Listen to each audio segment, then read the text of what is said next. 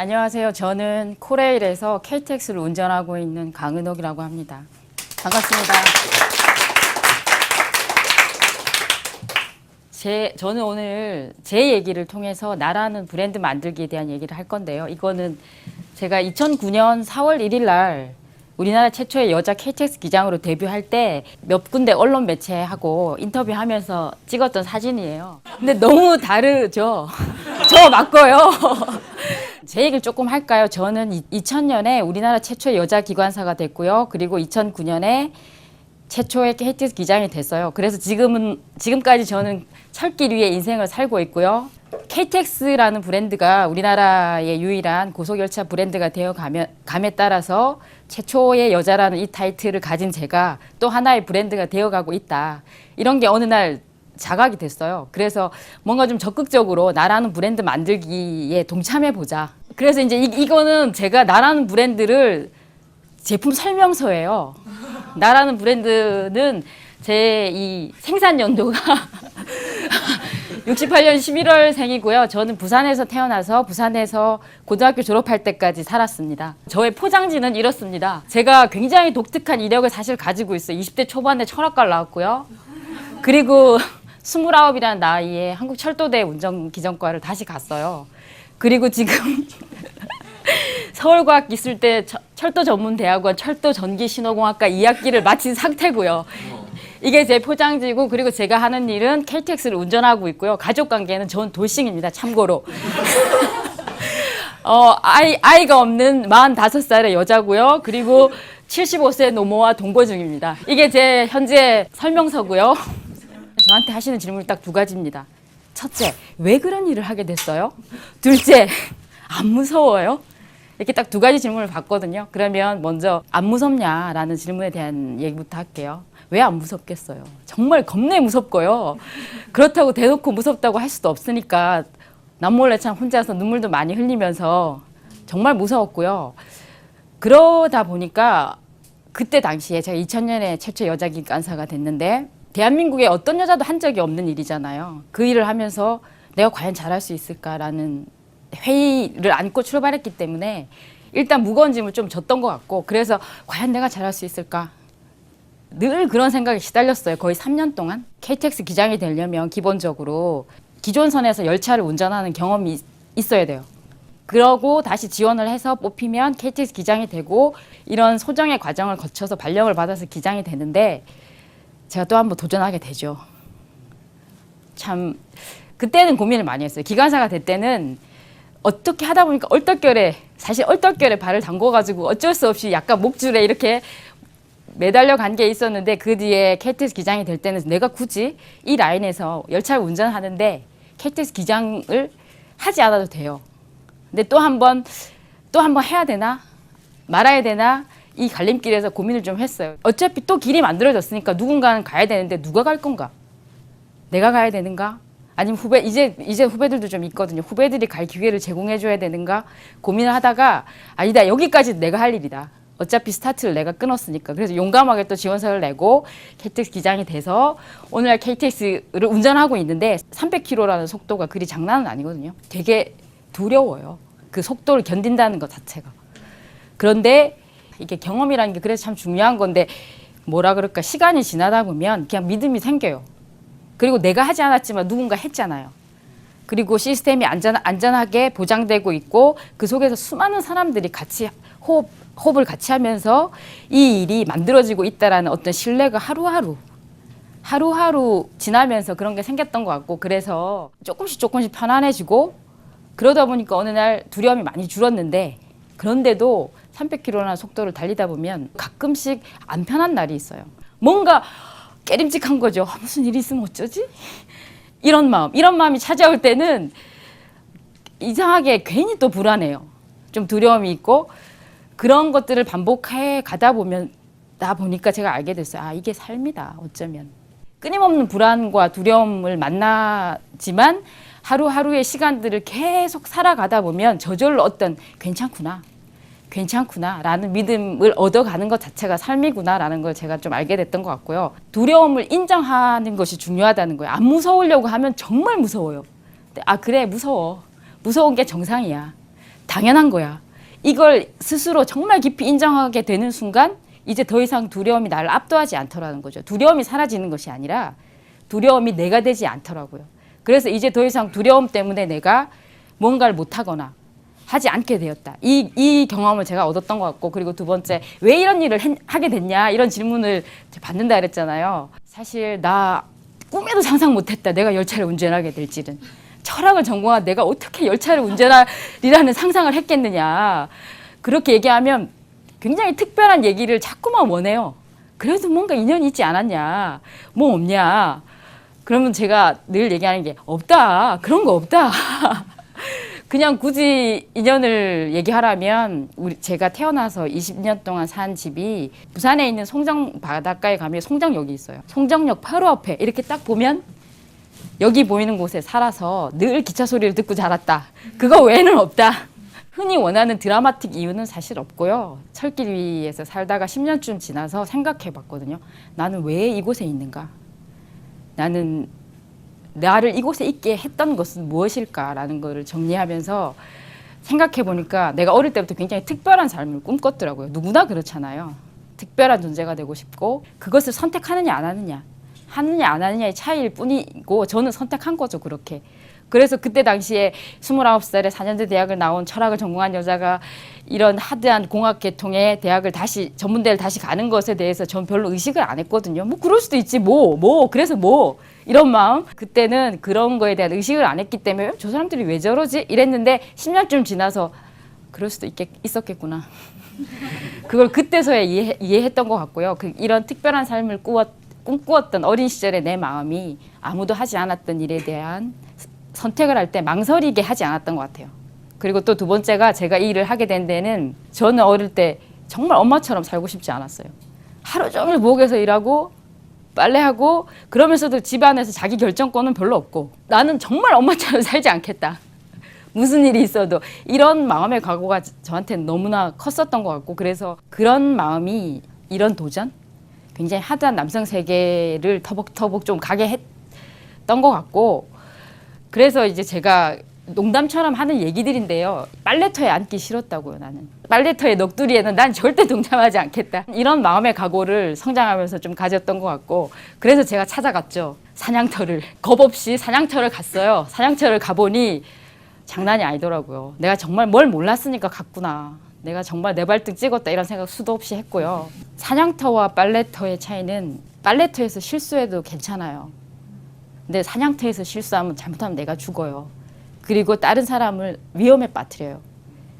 그런 차이가 있다는 거죠. 그래서 이게 내가 그냥 나 빨래터에 앉아서 넋두리 하기 싫어. 단지 이 차원의 얘기가 이제 아닌 게 되는 거죠. 더 이상 사냥터에 갔다라는 거는.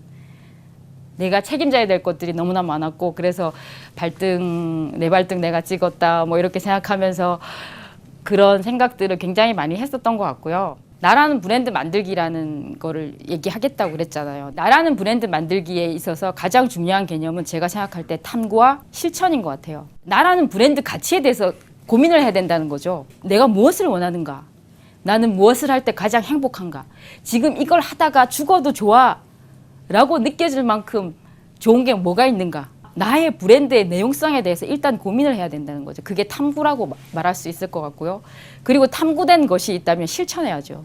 탐구가 없는 실천은 맹목적이거나 무모하게 갈 가능성이 있고요. 실천이 없는 탐구는 몽상입니다. 그래서 나라는 브랜드 만들기의 가치의 핵심은 제가 생각할 때 탐구와 실천이다, 이렇게 말하고 싶고요. 이런 얘기 하고 싶어요. 줄탁동시라는 사자성어가 있는데, 사장터에 가서 너무 무서웠잖아요. 그런데 무서운 척하면 안 되잖아요. KTX 운전하는 여자가 무서워하면 그거 얼마나 웃긴 거예요. 말도 안 되잖아요. 그래서 남자들이 너무 부러웠어요. 힘도 세고 등치도 큰 저 남자들은 안 무서울 거야. 너무 부러웠어요. 그런데 살다 보니까 알게 됐죠. 저 남자들도 겁내 무섭다. 그런데 평생 그 남자로서 태어나서 무서워하면 안 된다는 이 강요된 어떤 이런 것들로 인해서 표현되지 못하고 있구나 라는 거를 너무 많이 느꼈고요. 그리고 어쩌면 자기가 두려운지조차도 못 느낀다는 거죠. 그게 너무나 깊이 프로그램되어 있기 때문에. 그런 거 많이 느끼면서, 그전에는 내가 이해하지 못했던 어떤 남자들만의 방식에 대해서 제가 정말 깊이 이해했고요. 그래서 약간 동업자 의식, 이제 더 이상 남자 여자 이런 거 안 중요하다, 이런 생각이 생기면서 동업자 의식이 생겼던 것 같고, 이 벽을 넘어서 나오니까 다른 게 보이더라고요. 남녀의 차이가 아니라, 남녀의 차별이 아니라 개인의 차이, 그것은 능력의 차이일 수도 있고 원하는 것의 차이일 수도 있고, 이런 다양한 차이들이 다 있더라. 그런 게 보였어요. 아, 이게 결국에는 삶의 다양성이구나. 이 그림 왜 그랬냐면, 직업적으로 나라는 브랜드를 만들 때 내가 아래에서 깨어나는 이 과정 자체가 사실은 나에게 어미는 누구였을까요? 아무도 한 적이 없는, 여자가 한 적이 없는 일이었기 때문에 나에게 어미는 사실은 남성 동료였어요. 내가 이 알을 깨고 나올 수 있게 도와주었던, 나에게 기술을 가르치고 그리고 나의 동료가 되어주었던 그런 분들이 함께 이 알을 깨주었을 때, 내가 노력했지만 내가 노력하는 순간에 그분들도 동시에 바깥에서 이 알을 깨주기 위해서 힘쓰고 있었다라는 걸 어느 순간 깨닫게 됐거든요. 그것처럼 다 각자의 삶에서 제가 봤을 땐 마찬가지인 것 같아요. 어린 시절 성장하는 과정 속에서고, 그리고 그 뒤에 무언가를 찾아가는 이 수많은 과정들 속에서 지금 나는 나 혼자 힘쓰고 있다라고 생각하겠지만, 사실 알고 보면 수많은 어미 닭들이 알을 깨고 나오게 하기 위해서 애쓰고 있다니까요. 그런데 이 어미 닭에는 우리 눈에 안 보이는 햇볕도 있고 공기도 있고 물도 있고 사람도 있고 뭐 수많은 것들이 있다라는 거죠. 그런 얘기 좀 해주고 싶어서, 그런 게 있다, 그런 걸 좀 찾아라, 그런 걸 느껴봐라. 그걸 느끼는 순간 그것 자체가 나에겐 굉장히 큰 에너지가 돼요. 가슴으로 느껴봐야 돼요. 그걸 가슴으로 느끼는 순간 뭔가를 포기하지 않게 하는 어떤 힘이 된다라는 거, 그런 얘기 해드리고 싶고요. 이 사진하고 뭐가 다른 것 같아요? 우리가 이곳이 뭐 하는 곳인지 알고 봐서 얘네들이 뭐 하는 건지 알지만, 이곳이 어느 곳인지 모른다면 무슨 차이가 있을까요? 사람들이 이렇게 많이 모여있는 이 공간들이 전쟁터와 놀이터에 대한 얘기인데요. 우리는 흔히 여기서 전쟁터를 느끼잖아요. 그리고 여기는 다 돈 내고 가서 노는 곳이고 비슷해요. 사실 별 차이 없어요. 근데 우리가 흔히 알고 있는 개념이 있죠. 빨리와 많이. 빨리와 많이라는 개념은 전쟁터의 개념이에요. 빨리 내가 쏴야 내가 살아요. 많이 죽여야 이겨요. 그게 전쟁터의 개념이에요.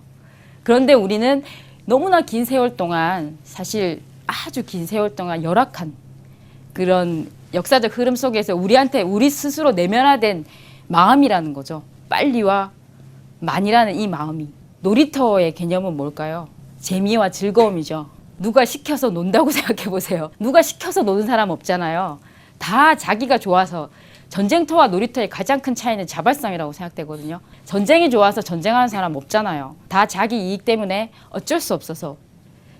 그래서 대부분 전쟁을 한다면 놀이터는 누가 시켜서 가는 거 아니고 제가 정말 좋아서 가고, 이렇게 밤새도록 놀면 얼마나 피곤한데, 저 만원 전철에 시달리는 것보다 훨씬 피곤한데도 이렇게 하잖아요. 이런 자발성의 힘, 자발적으로 너무나 즐거웠던 그 마음을 좀 회복해야 된다. 그리고 나라는 브랜드 만들기는 결국 리모델링이다. 왜냐하면 나라는 브랜드는 우리 어머니 아버지가 자기들끼리 좋아서 맹글어서 낳았어요.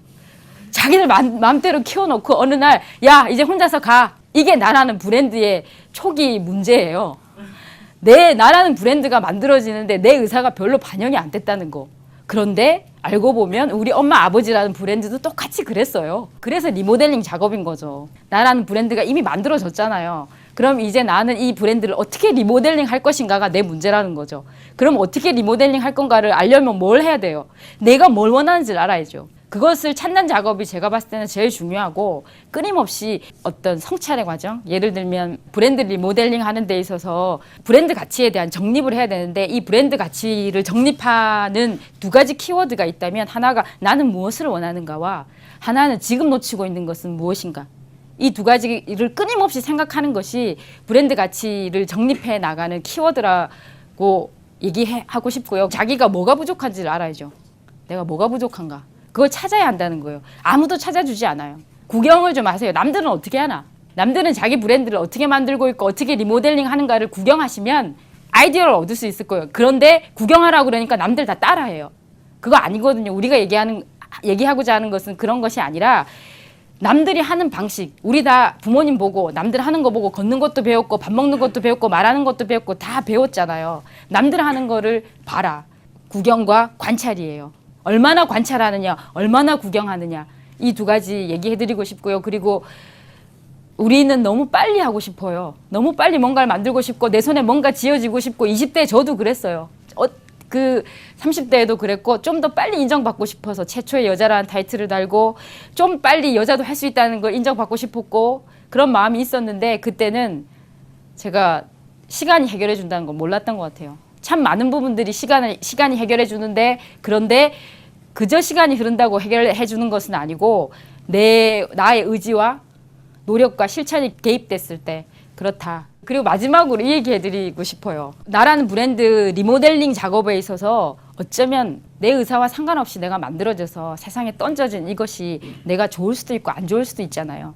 그냥 그것 자체가 사실은 나에게 새로운 브랜드를 만들어 볼 수 있는 기회로 주어진 것이라는 거. 그래서 이렇게 나에게 새로운 브랜드를 리모델링 할 수 있는 기회를 제공해 주신 부모님이나 어쨌든 여타의 그런 것들에 대한 감사하는 마음이 나에게 생겼을 때 그때가 정말 I'm ready 상태라는 그런 얘기 해드리고 싶고요. 저 같은 경우에는 Are you ready? Yes, I'm ready 하는 데까지 44년 걸렸거든요. 여러분들은 저보다 훨씬 빨리 그걸 하실 수 있을 거라고 그게 결국 시대적 진보라고 생각되고요. 마지막으로 제 브랜드 가치에 대한 사진입니다. 제가 운전하고 있는 KTX를 지나가는 분이 찍어주셨어요. 이걸 제가 운전하고 있어요.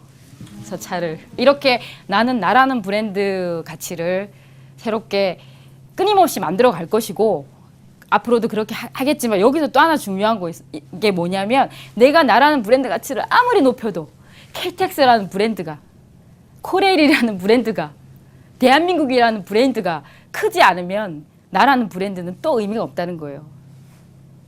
이런 자기 브랜드 가치가 사실은 너무나 많이 연관되어 있다는 걸 알게 될 때 다시 한번 자기 브랜드의 가치를 정말 높일 수 있게 된다고 그 말씀 해드리고 싶습니다. 고맙습니다.